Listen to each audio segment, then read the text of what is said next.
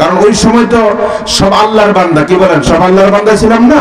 এখনো তো আল্লাহর বান্দাই, কিন্তু এখন গোষ্ঠীগত কারণে, বংশগত কারণে আমরা ইহুদি খ্রিস্টান বৌদ্ধ হয়ে গিয়েছি। ওই সময় তো আমরা একই আল্লাহর সৃষ্টি, এখন আল্লাহর সৃষ্টি, কিন্তু তারা না বোঝার কারণে এই পরিবেশ পরিস্থিতি হয়েছে। কথা বলুন ঠিক না বেঠিক? এই জন্য আমরা দুনিয়ার জীবনে কার ইবাদত করব বলুন তো?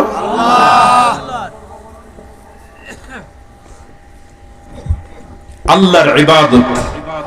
এই জন্য আল্লাহ দুনিয়া প্রেরণ করেছেন, যাতে করে আমি দুনিয়া এসে আল্লাহর প্রত্যেকটা হুকুম আহকামকে আমরা পুরা করি।